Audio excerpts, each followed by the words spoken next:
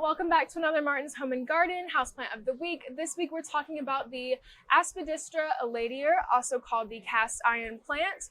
These plants are native to Southeast Asia, and they're a common houseplant, but they're popular because of their ability to thrive in low light conditions and because they are generally require minimal care.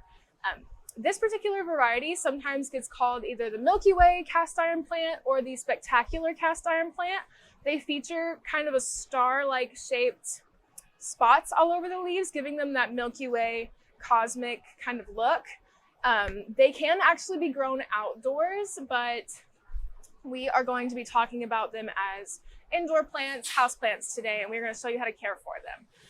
If you are looking for a plant that requires simple maintenance and kind of a hands-off approach, then this is going to be the plant for you, and we are going to show you how to care for it today.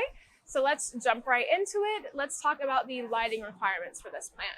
So these guys, like I said before, do really well in lower light conditions. So giving them a spot in your home where they can get indirect light or even like a shadier corner, these guys are going to thrive there.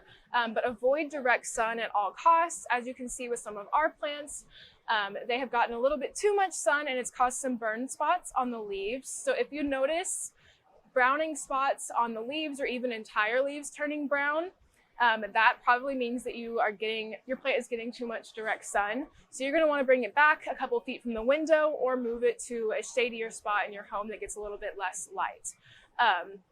They are used to kind of the treetop canopy over them in the jungle of Southeast Asia, like we talked about before. So kind of mimicking that in your home is going to be best for them. The next thing we're going to talk about is the watering requirements for these guys.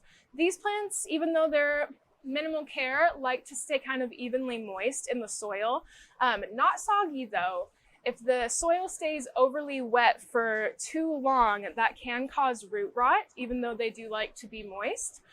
So regular watering is good for them, but making sure that the top layer of soil, like top 2-3 inches, dries out completely between waterings is going to help prevent that root rot as much as possible.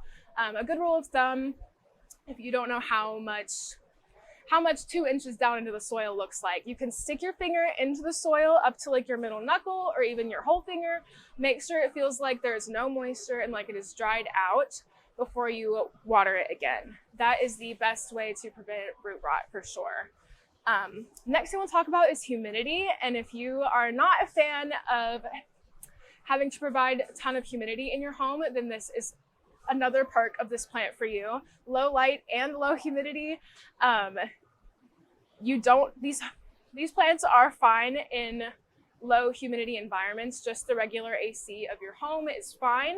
You can give them extra humidity if you like, and that will kind of help boost the vibrancy of the leaves and help deter pests, which we have a whole video on why humidity is important and how to increase it in your home if you need to.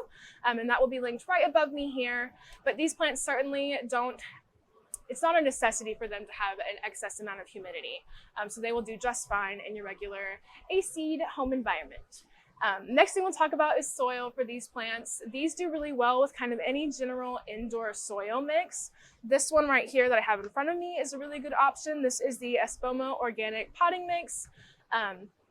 But any general indoor soil is going to be great for these guys, as long as it's really well draining. If you notice that maybe your soil isn't draining as well as you'd like, you can always mix in some extra perlite, and that will kind of help improve the drainage. Another thing to mention for these guys is when you go to pick a pot to plant these in, you want to make sure that it has a drainage hole in the bottom.